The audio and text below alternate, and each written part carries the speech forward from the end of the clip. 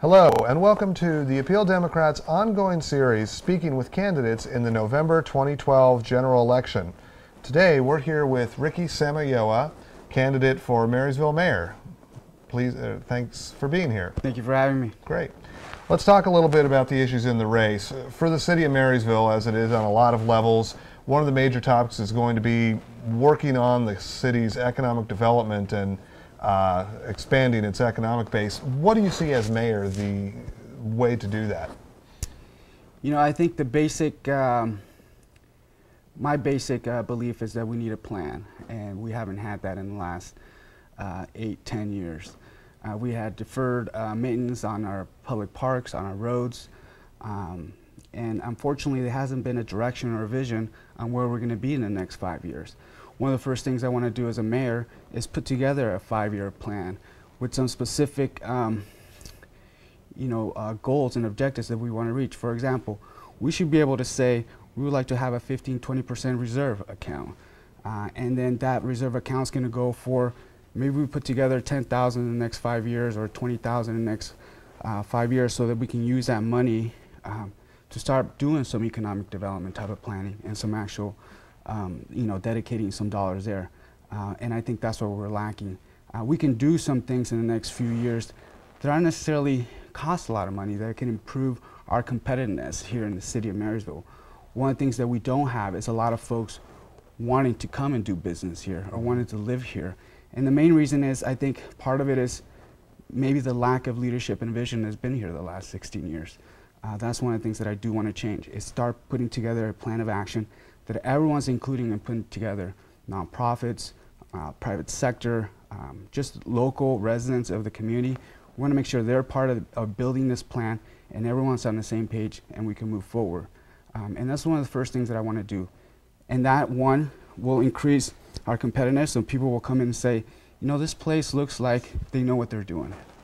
I want to start my shop here. I want to start my business here. We want attractive amenities. We want our parks to be well done, more functional. A lot of our parks were probably built 1950 and 1960, and our population has changed. We do have an aging population in the city of Marysville, and why not look at ways that we can make our green spaces a little bit more functional for the people that actually live in those neighborhoods. Those things, if planned out well, could put us in a place where we're more competitive, and people are saying, that's the place I want to raise a family. That's the place where I want to actually put my business up. That's where I want to work. But without that actual plan laid out with specific goals and specific targets, and probably the most important thing is making sure that the city staff are being kept accountable. One of the things that I continue hearing from folks is how frustrating city government staff can be, and how there's times when they might hear the answer is A, B, and C, and then sometimes they find it as A, B, and C, and D. We need to figure out a way how the communication between the frontline staff and the residents of the city of Marysville feel comfortable going into the to our staff and not feeling frustrated when they come out. Moving on kind of to a topic similar to that, obviously the city manager is stepping down.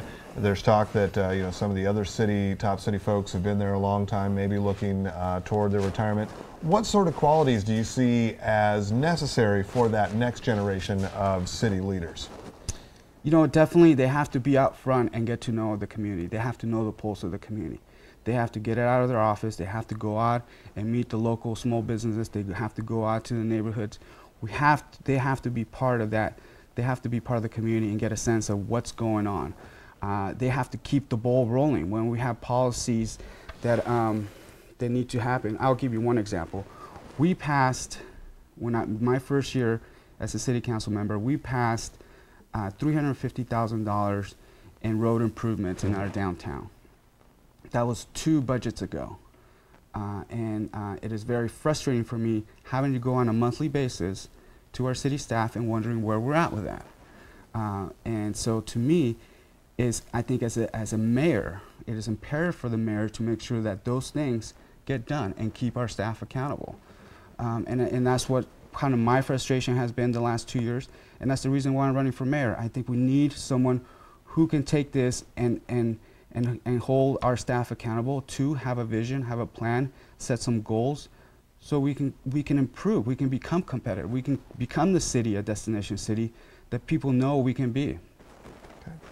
As far as the future of the city is concerned, there's been a lot of discussion that at some point Marysville may need to look basically beyond the river, is the way some people put it, and possibly annexing some other areas to kind of increase the overall base. Right now, of course, there's talk about Marysville expanding its sphere of influence.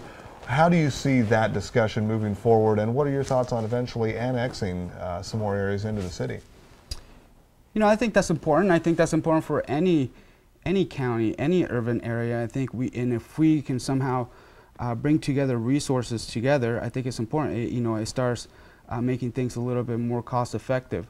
You know, bringing fire departments together, or bringing police departments together, bringing administrative functions together.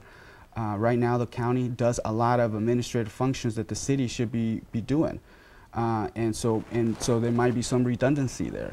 And I think that's important for us to kind of figure out a way that we can all work together, because at the end of the day, we want folks to be able to have a safe place. You know, have strong public safety, have strong public works, have roadways and walkways and bikeways that people can use and be interconnected, and they don't feel like you have to go to 3 different agencies to get an answer for who cuts the tree, or how do I get my cat down. Mm-hmm. I mean, there's some basic things that we should be able to say, you go to this particular area and those folks will be able to help you out. So I think it is important to move forward in that direction, to start looking at urbanizing ourselves a little bit more, because but I think we have some things in between. We have to bridge, next 3-4 years are going to be very important for the city of Marysville. Those are kind of long-term things that we can look maybe in 5 or 10 years from now on where the city of Marysville are going to go. But there's some issues right now that we need to take care of. And lastly, one of the ongoing topics the last few weeks has been the new contract with the police officers, and there's a little bit of divisiveness there. What's your feeling about what direction that conversation should go?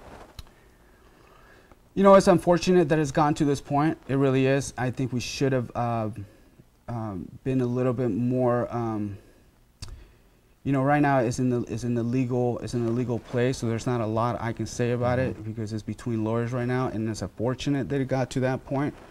I think we just found out that the actual law that we were looking at, that we were basing a lot of our negotiation with, has actually changed. As of September 14th, Governor Brown actually signed a new law, AB 1606, which clarify a lot of the things that we were maybe a little confused about. So now it's very clear on what the road looks like, and that's going to help out everything. And I think we'll be able to kind of come to resolution very soon.